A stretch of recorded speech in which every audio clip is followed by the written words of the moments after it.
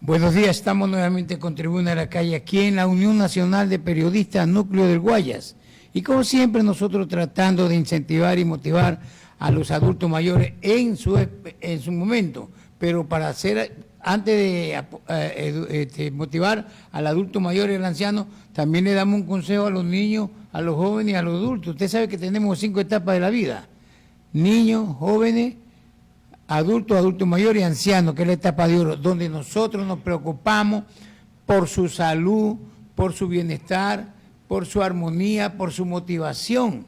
Y hemos dicho varias veces que solamente hay una cosa que puede motivar e incentivar a los adultos mayores, a los ancianos, que es la conexión, la afectividad que le den sus amigos y sus familiares. Por el afecto, no son los alimentos, no son las medicinas, es el afecto, es una sonrisa, es hacerlo sonreír, decirle, hoy has amanecido bien, parece que tuviera menos años que tu edad. Entonces le están inyectando energía positiva, que es lo que necesitamos aquellos que cumplimos de 70 años en adelante. Carlito Camba, buenos días, ¿cómo está mi hermano? ¿Cómo ha pasado? Bienvenido a Tribuna de la Calle y envejecer con dignidad. Buenos días. Es importante tratar el tema, y es importante tratar el tema porque el adulto mayor es la reserva que tiene la sociedad.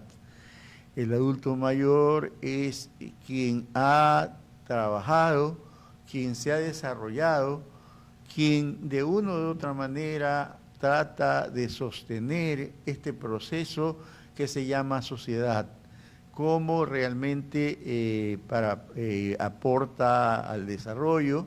En todo su proceso aporta al desarrollo, tanto en lo cultural como en lo social, en lo político, aporta al proceso. Y ya cuando llega a la edad, normalmente le permite tener una gran experiencia, ¿sí? Lo que pierde en agilidad, lo que pierde lo gana en dinamismo, lo gana en creatividad, lo gana en poder realmente empezar a manejar esos elementos de subsistencia. Sí, otra de las cosas que también nosotros a veces nos abarcamos un poco más allá, pero con el único motivo o dirección es que los adultos mayores y los ancianos, y en su totalidad el pueblo mismo ecuatoriano, los más desposeídos económicamente, tengan acceso a la salud, Carlito. Claro. Es fundamental. Hay dos elementos que me parece que siempre es bueno ir rescatando. Las sociedades se desarrollan y ese desarrollo va marcado por el modo de producción. Y el modo de producción no es otra cosa que las actividades que se desarrollan en función de esa sociedad.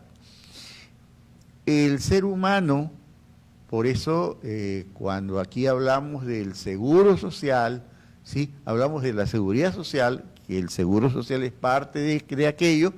Cuando hablamos de la seguridad social estamos hablando, ¿por qué se dice que se debe jubilar a los 25 años? ¿Cuál es la razón? O sea, la razón es que a los 25 años él tiene un agotamiento tanto físico, porque ya a ese momento tiene la sumatoria de enfermedades que se producen en el propio trajinar por la propia actividad que desarrollan, ¿sí? Entonces es necesario, ¿sí? Que el ser humano descanse. Cuando se habla de 8 horas de trabajo, se habla de 8 horas de trabajo porque se entiende que las 8 horas de trabajo es lo que el ser humano puede dar en términos de producir, de desarrollar toda su capacidad productiva. O sea, hay elementos que no se dice.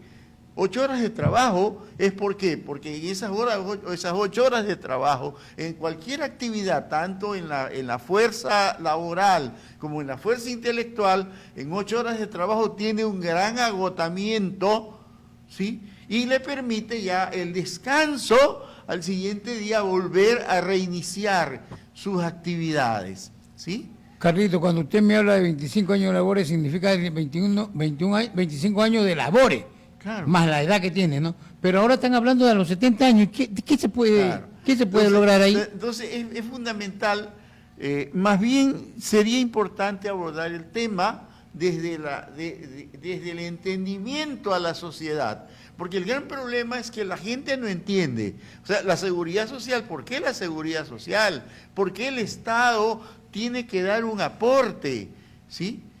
Cuando se sobreentiende, ¿por qué el Estado da un aporte? ¿El Estado da un aporte? No, porque no. El Estado da un aporte por esa compensación que él tiene, por esa capacidad productiva, tanto el ser humano, tanto en su desarrollo en la empresa privada como en la empresa pública, ¿sí? Entonces, pero el seguro se sostiene con los recursos, con los recursos de los aportantes, ¿sí? El seguro se sostiene con el recurso de los aportantes. Es necesario un poco hacer entender eso.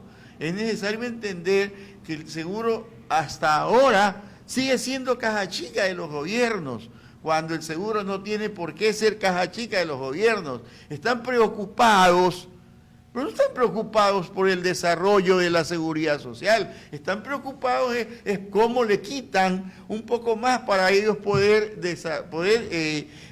manejar. Aquí la empresa privada le debe al Seguro Social. Preguntémonos cuánto le debe, eso no se ha transparentado. Hay que transparentar esas cuentas. Entonces es necesario ir entendiendo esto. Aparte si el ser humano, cuando llega a los 65 años, ¿sí?, con 25 años de trabajo, tiene un agotamiento, ya cuando llega a los 70, señores, ¿qué va a pasar, no?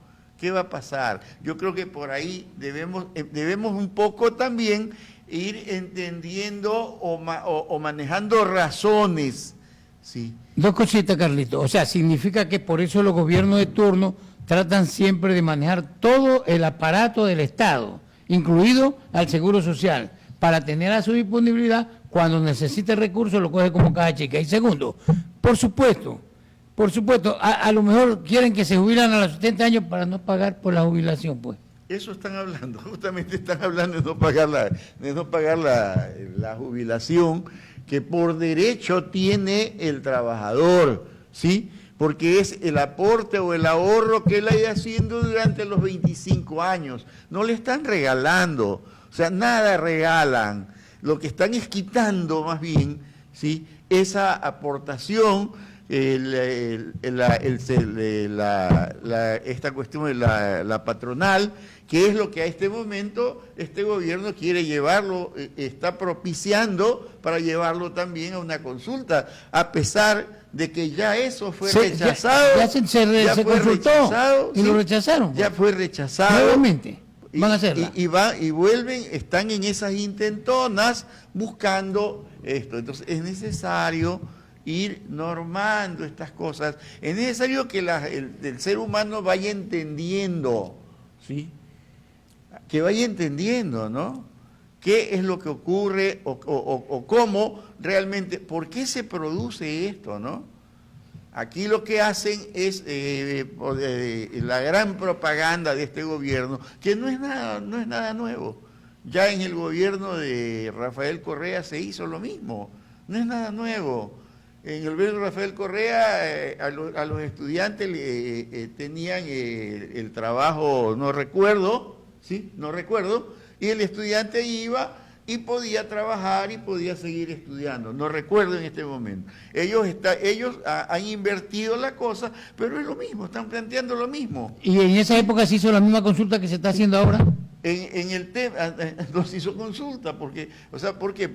Porque era parte de que el gobierno entendía que había necesidad de incorporar al proceso laboral al estudiante, incorporarlo al proceso laboral, prepararlo y condicionarlo para cuando él empiece ya su función profesional, tenga todos los recursos y las herramientas que le permita desarrollar y aportar o ser capaz de desarrollar en el modo de producción. Una preguntita. Nosotros estamos viendo que el presidente de la República está buscando todo el esfuerzo para controlar la mayor parte de la maquinaria del Estado.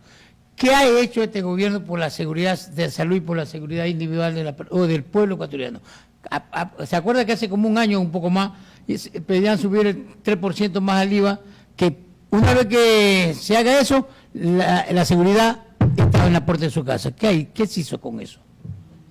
A ver, yo creo que hay que hacer una revisión y un análisis del problema de la seguridad social. El problema de la seguridad social es un problema muy de fondo, que se ha venido manejando y que este tema ha sido manejado por mafias. Eso es público, eso no es ustedes conocen qué pasó, ¿no? ¿Qué pasó sin entrar un poco en detalles para no politizar, que no nos pongan pintura, ¿no? Para que no nos pongan pongan colores, ¿sí? Para que no nos pongan colores o nos quieran definir, ¿sí? Pero los escándalos en los hospitales no es de ahora. En el propio gobierno de Lasso sacaron a una ministra, a un ministro o ministra por estos temas mismos. Hubo problemas en el gobierno de Lasso. Eso ya es repetitivo. En el gobierno de este otro señor, del anterior, Moreno. De Moreno, la misma cosa, ¿no? Porque el manejo de hospitales se ha hecho parte de las mafias que manejan los hospitales, mafias que controlan este proceso, ¿no? Y manejan la cuestión de compras. El propio señor Salcedo, entre mentiras y verdades, ustedes ven lo que dice, ¿no? Entre mentiras y verdades, él dice cosas cuando le conviene, dice cuando no le conviene, no dice realmente cuáles son los verdaderos culpables porque él sí sabe, pero sí dice que hubo corrupción, sí dice todo el manejo. Entonces es necesario que asimismo... No puntualiza quiénes, cómo, quiénes estuvieron a cargo. Pero el problema de nosotros, el problema de nuestra sociedad, es que no tenemos memoria histórica. Hay que mandarlo a comer sardina, entonces. Ese es el gran problema. Aquí nosotros nos asombramos de los escándalos de determinado gobierno. Y yo me pregunto, ¿en qué gobierno no ha habido problema con el tema de las medicinas? Me pregunto. Pues siempre hay. Todos los gobiernos han tenido problemas con el tema de las medicinas. Ahora, hay unas verdades, otras mentiras, ¿sí? Pero unas verdades, otras mentiras. ¿No será que no tienen memoria, sino que no se quieren comprometer para decir de quiénes son? El problema es que son mafias que manejan esto. O sea, mafias vinculadas a la prensa, ¿sí? a este grupo de prensa empresarial, ¿sí? Para darles un nombre, ¿sí? Porque no es toda la prensa, ¿sí? Son estos grupos, pero que son los que manejan o detentan la comunicación, detentan el poder del convencimiento, ¿sí? Entonces aquí nos enseñan a odiar, y a partir de que nos enseñan a odiar, toda la vida ha sido eso, ¿no? Nos han enseñado a odiar, y luego que nos enseñan a odiar, los escándalos siguen. Yo recuerdo en las épocas del gobierno de Febres Cordero, por decir, hubo escándalos en la salud, ¿sí? Hubo escándalos en la salud. En el gobierno de Agdalá, recuerdo que sí hubo escándalos en la salud, ¿sí? En el gobierno de Lasso hubo escándalos en la salud. En este mismo gobierno, ¿sí? En este mismo gobierno. O sea que no es de ahora ese problema. Hay escándalos en la salud, ¿no? Lo que quieren controlar el propio Salcedo, dice que no solo hubo problemas a los gobiernos que le acusa, él dice también que en este gobierno, no Salcedo, sino el que está en Estados Unidos, el empresario que está vinculado a todo este tema y que Salcedo lo acusa, el tipo cuando Salcedo lo acusa manda toda una documentación en la que están incluido el gobierno actual. Incluido el gobierno actual y que la Asamblea no quiere tocar. ¿Por qué? Y que ya en todo caso esa es otra pregunta. Esa es la pregunta del millón, ¿no? Carlito, hemos conversado con algunos compañeros amigos que nos sintonizan y tienen una inquietud que quiera ver si usted nos ayuda a resolver. ¿Qué pasó con el aumento del IVA? ¿Qué se hizo con eso? ¿Hubo seguridad? Desgraciadamente son temas que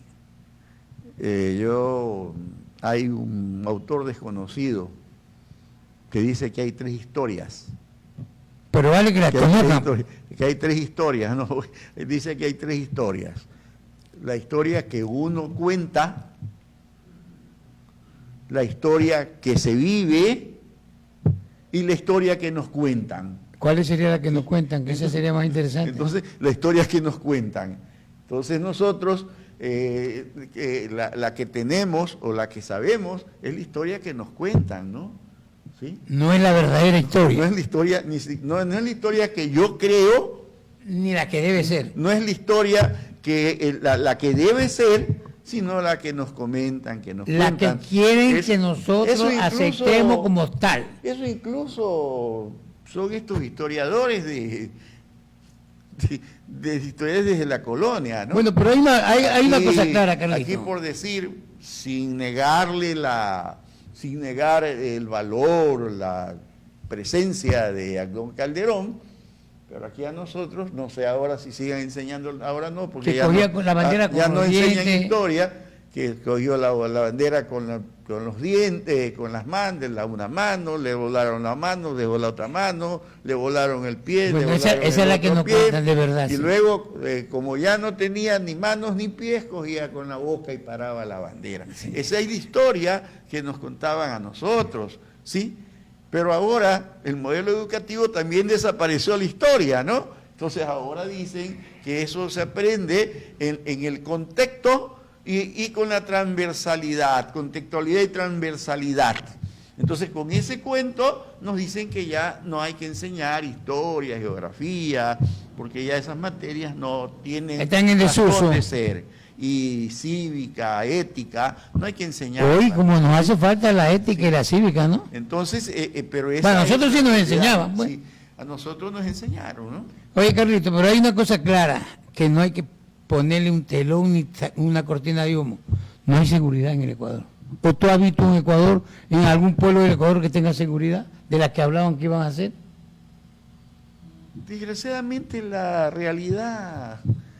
Esa es la realidad. Esa es la realidad, ¿no? Desgraciadamente esa es la realidad. O sea, desgraciadamente nos dicen que el tema son las leyes y yo no sé en qué lado está el tema de las leyes.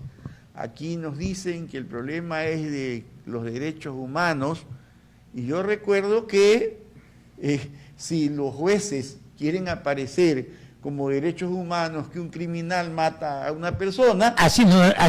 Por eso no se creó los derechos humanos. Primero que los derechos humanos, ¿sí? Primero que los derechos humanos no es para la fuerza represiva, no es para quienes ejercen el control de la fuerza represiva. Ellos no tienen derechos humanos. ¿Y por qué no tienen derechos humanos? Porque ellos pueden usar el arma, ¿sí? O el Estado mismo. Ellos pueden usar el arma, no, pero ellos pues por eso no tienen derechos humanos. Porque ellos para defenderse, si lo agrede el delincuente, él se puede defender. Por eso se dice que no tienen derechos humanos. Porque tienen con qué defenderse. Igual el delincuente cuando usa el arma, ¿qué derechos humanos tampoco va a tener tiene derechos si humanos? Él está utilizando el arma? Pero desgraciadamente tenemos toda una estructura que se ha formado en la que nos hacen aparecer estas cosas, ¿no? O sea, la quieren atribuir ese lado. ¿Cómo es posible que detengan al no sé cuantito y ese no sé cuantito salga con medidas sustitutivas?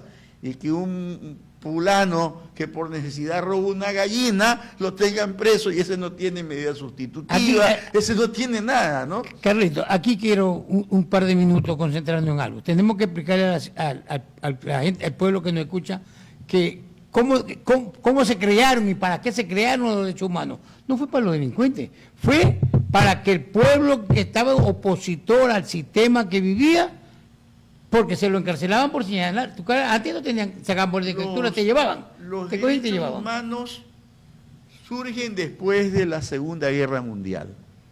¿Sí? ¿Y por qué surgen los derechos humanos? ¿Para qué? Eso es lo interesante. ¿Por qué y para qué? Surgen para proteger al ciudadano, en trabajo, en salud, en bienestar, en defensa de su identidad. Eso dicen los derechos humanos. Los derechos humanos no dicen otra cosa, ¿sí? Los derechos humanos no dicen otra cosa. Que aquí el juez interprete los derechos humanos como él los quiere interpretar, ya ese es otro problema, ¿sí? Pero a veces no se trata del juez solamente, se trata de que hay agrupaciones que viven señalando simplemente que los delincuentes que están presos, no hablo de los que están en contra, opositores al gobierno, sino que los delincuentes que violan, que matan, tienen derechos humanos. ¿Cómo pueden tener derechos humanos unos seres humanos que le quitan la vida a otro? ¿Cómo? Porque desgraciadamente tenemos una prensa ligada al Estado. Ignacio Ramonet dice que aquí antes de los 60, 80, se decía que la prensa era el cuarto poder. Siempre nos enseñaron eso, Sí, hablaban poder. de eso. Ignacio Ramonet dice que no.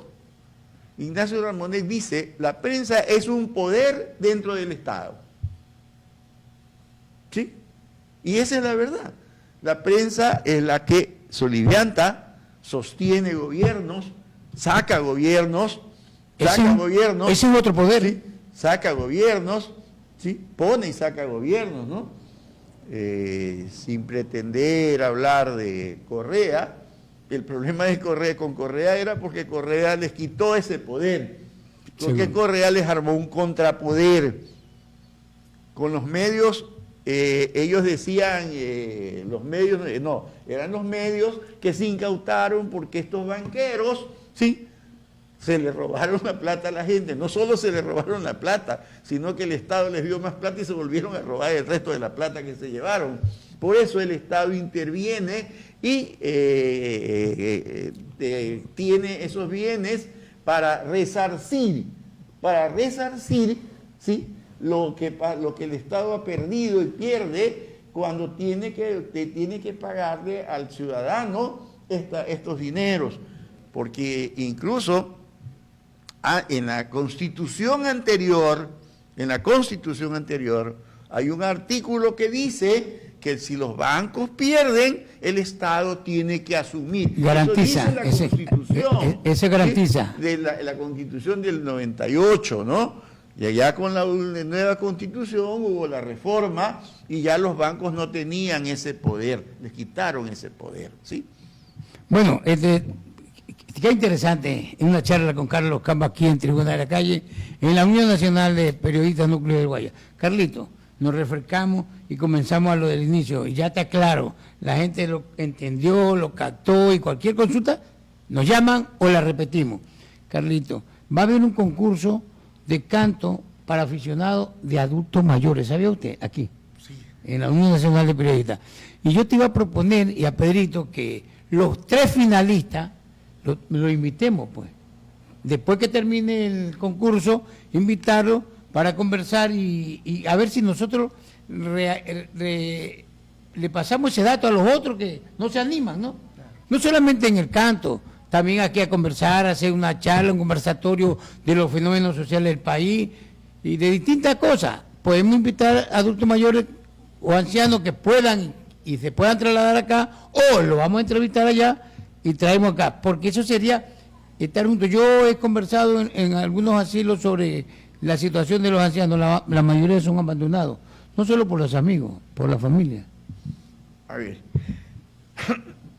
nosotros tenemos vamos desarrollando modelos,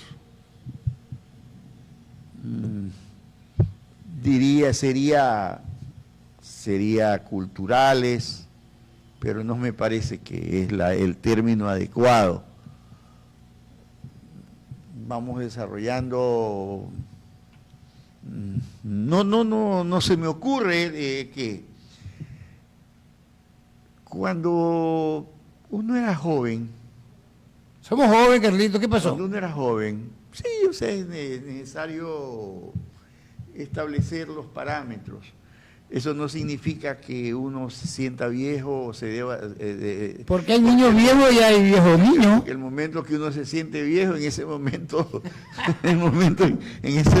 está camino está camino al cementerio, ¿no? ¿Sí?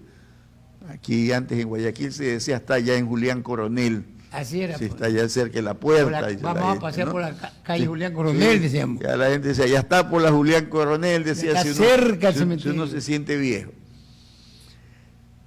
Cuando nosotros éramos jóvenes, o sea, nuestra juventud, primero era una juventud donde los afectos eran parte. Y los afectos eran parte de ese momento. Deben seguir siendo parte. Sí, eran parte de ese momento, ¿no? Los afectos, la solidaridad, ¿sí? En los barrios, el vecino. Yo recuerdo que cuando había esta Semana Santa, había en las casas, y hacían las ollas grandes de fanesca y las repartían en el barrio, ¿sí? El otro hacía estas humitas y las repartía, ¿sí? Eran elementos de solidaridad, o sea, el barrio, cada cual en el barrio había ese elemento que permitía que esa comunidad pueda desarrollarse, ¿sí? Que esa comunidad pueda desarrollarse. Esta costumbre se va perdiendo con el ingreso de la televisión. Antes, máximo nosotros escuchábamos, yo poco, pero igual, yo no porque yo tenía otros pensamientos de muchacho, entonces no, siempre tenía otras inquietudes de muchacho, ¿no? ¿Sí? Pero yo recuerdo que habían las novelas, ya ni me acuerdo los nombres, ¿no? Habían las novelas. Oiga, Carlito, discúlpeme que le haga un alto, pero en la época nosotros lo que escuchábamos novelas era en radio, pues. Claro, estoy hablando de eso. Los pasitos, ¿te acuerdas de Ronda la Guardia? Todo eso era por radio. No teníamos acceso al televisor. Entonces, esas novelas iban condicionando al ser humano a lo que se vivía en el exterior. Así es. Luego ya cuando la era petrolera, antes de eso quienes tenían un televisor deberían tener algunos recursitos o deberían tener más billetitos que el vecino, ¿no? ¿Sí? Solo así se podía tener un televisor. La gente que trabajaba, ¿no? Tenía empleos ya... Y no solo trabajos, sino ciertos empleos que ellos tenían más ganancia. Tenían un poco, su sueldo era mejorcito, entonces él podía comprar un televisor. El hombre común no podía comprar televisor. Tan es así que había que ir y ciertas... Yo conocía el papá de los Andramuño, por decir, tenía un cine grande. Y ahí iba todo, ahí no amontonaba. Ponía el televisor y cobraba 20, no me acuerdo, pero alguna cantidad, ¿no? Sí, entonces, déjame recordarte algo. ¿Tú te acuerdas del televisor? Yo me acuerdo cuando tenía 7, 8 años, 9 años antes de salir de Bahía de Caracas, mi paraíso terrenal, a quien le mandamos un saludo desde acá. Nosotros los muchachos nos arrinconábamos en una tienda que tenía un radio, no televisor, un radio y escuchábamos las radios novelas. Ya. Nada más. Y con Otra el cosa. televisor tenías que comprarle helado. Había que comprarle algo. Por supuesto, había que hacerle el gato a la tienda. Si no, no te dejaba arrimar.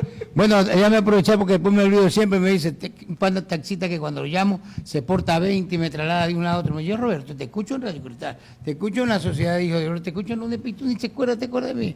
Pero bravo, mi pana taxista que me saca me de apuro cuando lo llamo. Un saludo muy especial desde acá, de la Unión Nacional de Periodistas, allá por el sur.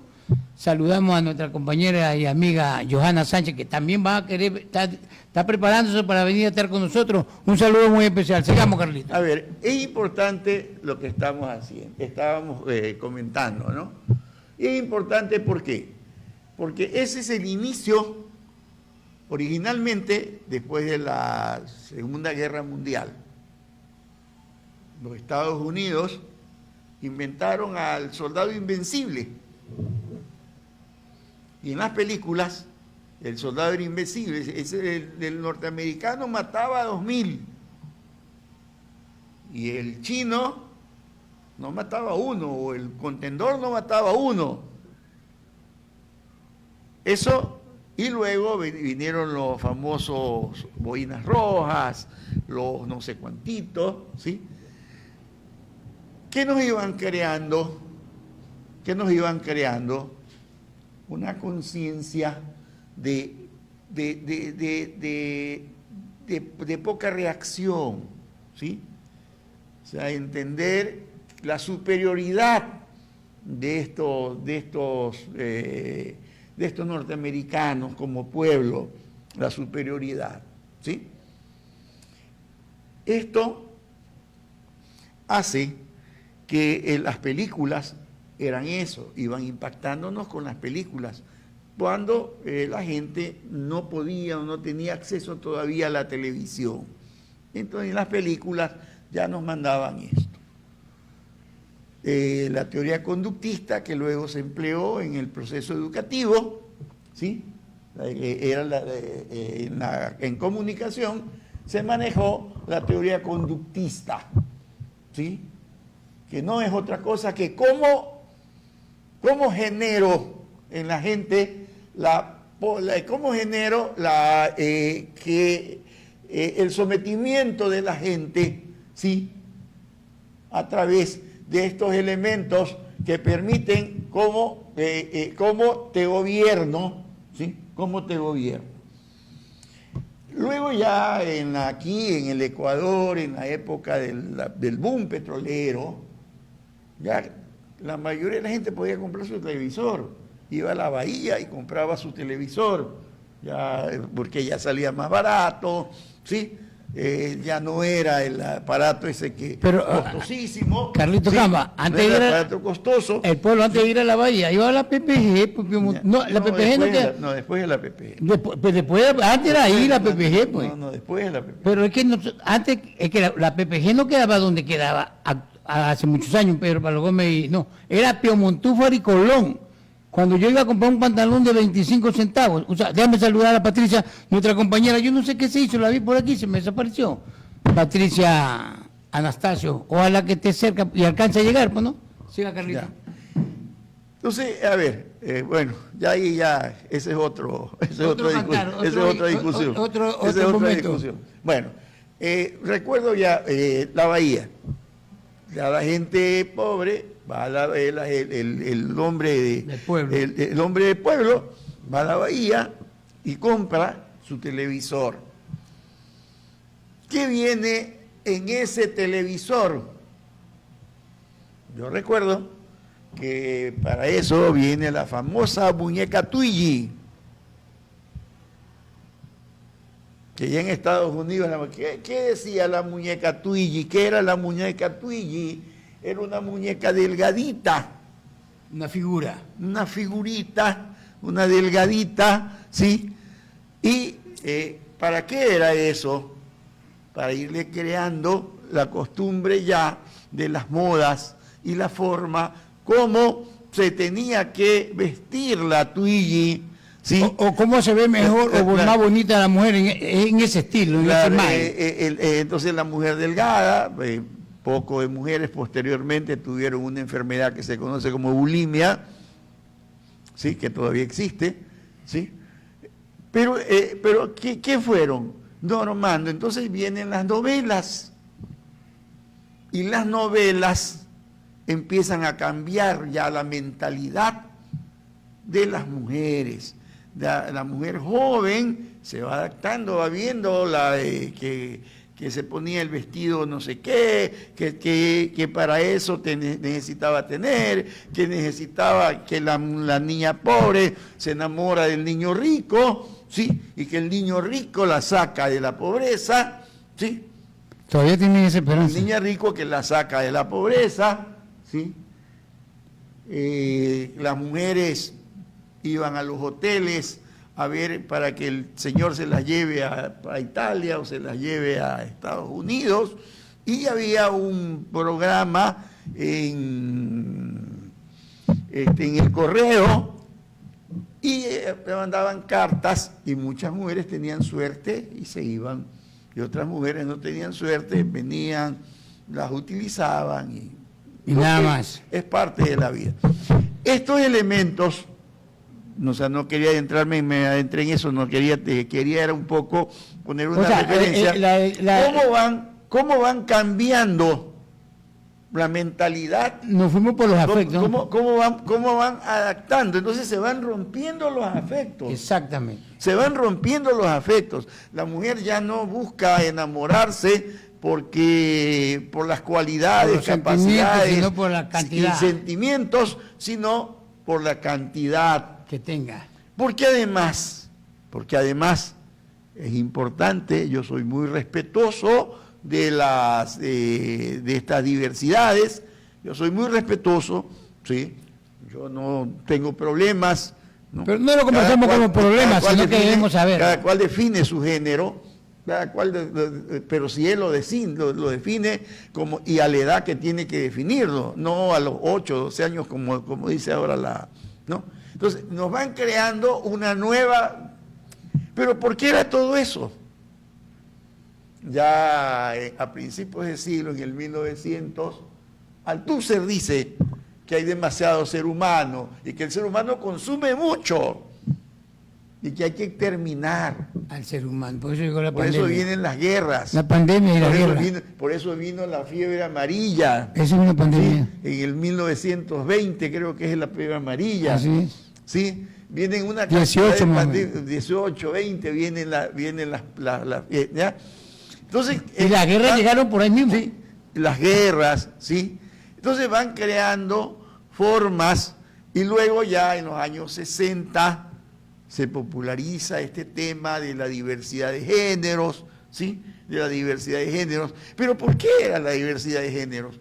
No era por respetar el género, ¿sí? No era por respetar el género. La diversidad de géneros es porque, según estos sabios, con eso controlaban la población.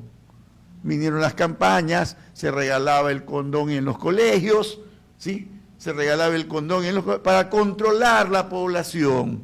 Porque habemos muchos seres humanos.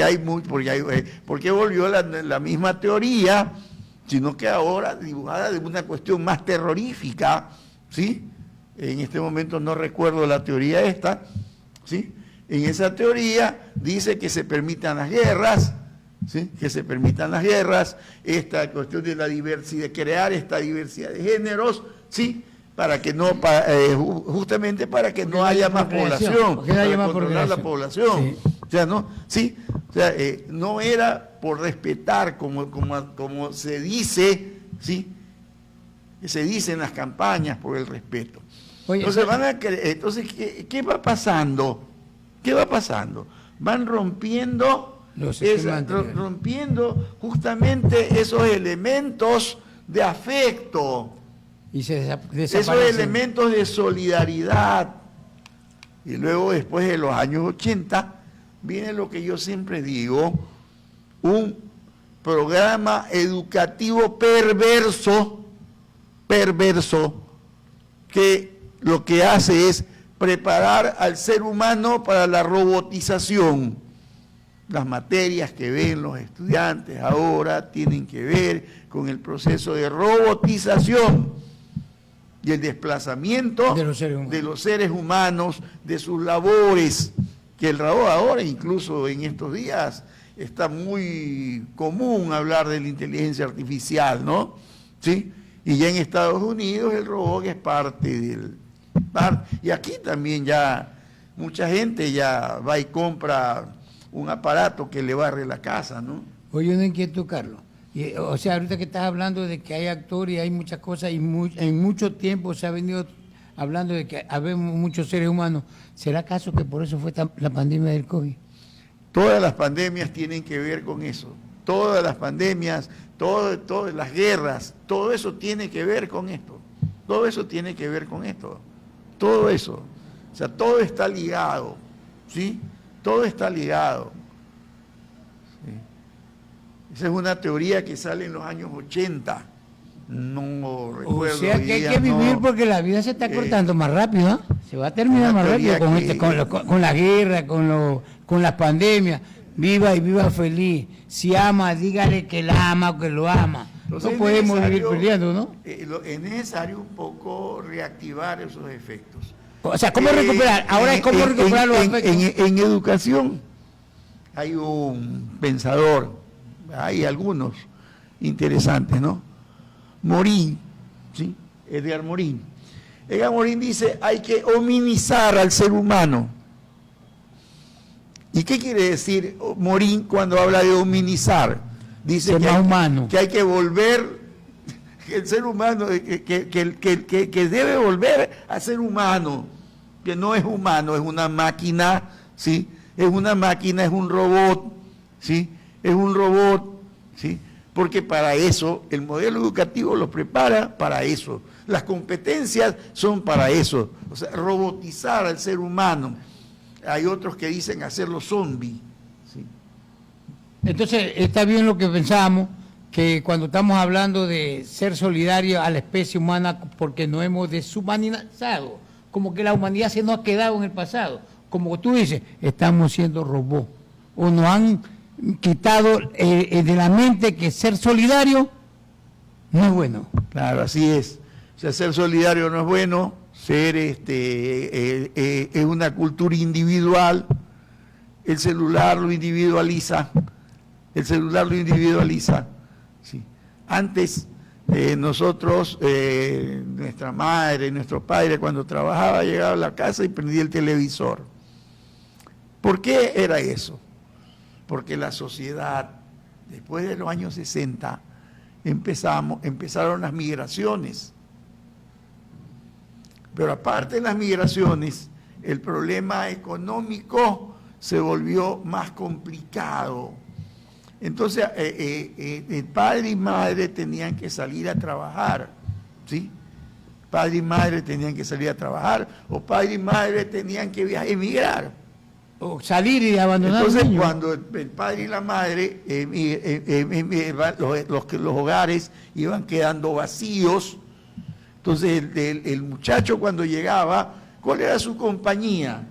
El televisor. ¿El televisor? Prendía el televisor y se sentía acompañado. O prendía el radio y se sentía acompañado. Si el muchacho el televisor, el mayor el radio, ¿no? Ahora es el celular. Sí, pero ahora ya tanto el mayor como el menor utiliza el celular, ¿no? Si utiliza el celular, ¿sí? Utiliza el celular. Y ahora la influencia que tiene es mayor. Porque antes la influencia era a través de las novelas, de las películas. Ahora va más directo. Ahora es a través del celular, a través de los programas estos del celular, el TikTok, el no sé cuantito, ¿sí? Y la nueva profesión que hay de los tiktokeros, ¿no? Que mientras más TikTok haga, son más como simpatizantes o atrae más, gana más. Entonces eso ahora es ahora una profesión, ¿no? Exactamente. ¿Sí? Ser, no me acuerdo el nombre, es una profesión ahora, ¿sí? Los muchachos ya no estudian, sino que quieren, entonces en eso hacen payasadas, se tiran de cabeza. Bueno, Entonces, vamos, antes de que se nos vaya el tiempo, Carlito, tratamos de reubicar a la familia, a los amigos, que hay que recuperar los afectos para que seamos, y así somos más solidarios a nuestra especie, que no permitamos que nos quiten de la mente que ser solidario, bueno, ser solidario con la especie humana. Yo siempre decía, ojalá que algún vez, ha habido varios sistemas que no nos han conducido a nada, sino a la destrucción. Uno por su ser y otro porque lo han hecho o no han querido que los sistemas progresen. Yo decía, ojalá que venga un sistema más humanista, porque me siento como que el ser humano se nos está yendo de la vida.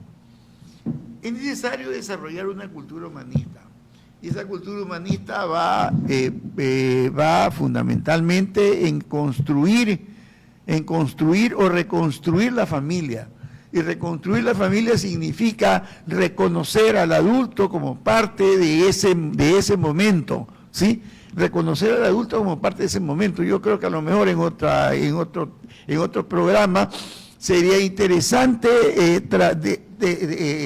porque desgraciadamente para llegar a lo que llegamos hoy día tuvimos que hacer todo esto. A un lado, tuvimos que hacer tuvimos que hacer aparte, ¿no? Pero aquí lo fundamental, pero era necesario para entender hacia dónde es que se quiere ir, sí, ¿no? Era necesario. ¿Cómo se reconstruye la familia? ¿Cómo se reconstruye o cómo se va manejando esa cadena de afectos? ¿Cómo se hace que ese niño que piensa como robot, cualquiera, nuestros hijos, nuestros nietos, ¿sí? Nuestros nietos si no tienen celular no vive. No. Sí. Le da ansiedad. Tiene ansiedad, ¿no? Tienen esa palabrita, se aburren, ¿no? ¿Qué hace? No, estoy aburrido porque no tengo celular. A mi papá me decía, estás aburrido, ponte a hacer algo. y me buscaba alguna actividad. Buscaba una actividad para no aburrirse. Para que sea leer periódico, pues ya no te aburras. Escúchame, entonces, en todo caso... Pero lo interesante que es aquí, lo interesante es cómo se reconstruye la familia. Eso es lo que tenemos que buscar. ¿Cómo se maneja esos elementos? ¿Cómo el adulto mayor, que ya a ese momento se volvió un problema por su movilidad, por su organismo se volvió un problema, cómo hacer que la vida de él sea mejor? ¿Cómo lograr? Con el afecto. ¿Cómo lograr empatar o hilvanar esas viejas costumbres de los afectos? ¿Cómo desarrollar esos elementos de solidaridad? ¿Sí? Pegar una mirada atrás cuando no llegaba, papá, sí. ¿Cómo está? Pegar, eso, un abrazo, un saludo. Pero más allá de, por decir acá, le enseñan al muchacho, te quiero.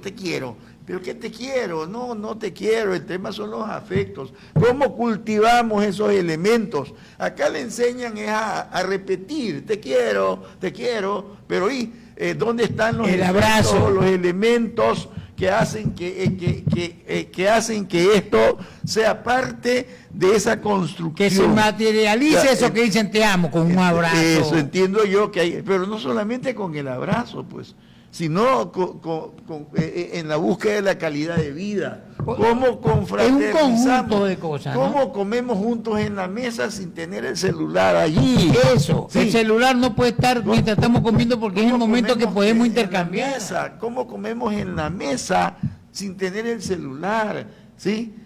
Incluso en el peor de los casos, así no haya la conversación, ¿no?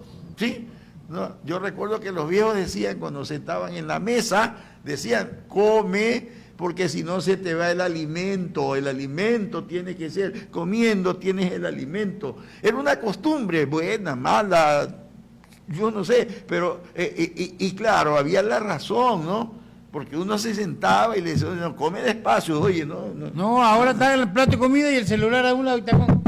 No come. Entonces no come y cuando come apurado. Con ansiedad, rápido. Con ansiedad, sí. O sea, porque además ese es el otro tema. El tiempo se me va y el celular se me pierdo de estar con él. Así es, sí. Lamentablemente. Yo pienso que sí podemos. Porque todo lo que te grabas en tu mente y en tu corazón con fe, lo puedes hacer. Retomarlo con afecto. Cuando tú te reunías con la familia, te sentabas a servirte algo te decía, o sea, no que haya un robot que nos esté separando, porque el celular como que se nos pierde. O sea, cuando un niño coge un celular, se va de este sistema. Se perdió mentalmente, tú le dices, fulano, no te escucha. No te escucha, no habla porque está sumergido ahí. Entonces yo creo que por ahí debemos comenzar recuperando los afectos. Los adultos mayores, los ancianos, no podemos vivir sin el afecto de la familia y los amigos, Carlito. Así es. Yo creo que las últimas palabras tienen que ver mucho con cómo en realidad desarrollamos o cómo retomamos estos aspectos, cómo retomamos la construcción de la familia como parte de como parte de esos vínculos afectivos. ¿Cómo empatamos eso? Retomando, retrocediendo a ser más humanos. ¿Cómo logramos? A recuperar la humanidad que perdimos. ¿Cómo logramos lo que dice Morín en ese modelo educativo perverso? ¿Cómo logramos algunos elementos, no? Hay unos avances, dicen que sí, que ya van a dar cívica, pero el tema no es solo que den cívica, el problema es cómo construimos, ¿sí? Porque asimismo la ética que nos da el nuevo modelo es una ética acoplada al modelo que ellos quieren, ¿no? Porque además la ética tiene que ver con el modelo de construcción de la sociedad. Gracias. Sí, ya, Pedrito, estamos llegando a nuestra finalización y le agradecemos a los amigos que siempre están con nosotros esperando la llegada del día miércoles y lo invitamos para el próximo miércoles, 2:30. Estamos aquí con ustedes, con Carlito, con otro compañero, para continuar, ahora sí, directamente cómo recuperar ese afecto que necesitan los niños, los jóvenes, los adultos mayores y los ancianos para ser feliz, con dignidad. Es recuperar los afectos de los familiares y los amigos. Carlos Camba, nos vamos. ¡Chao!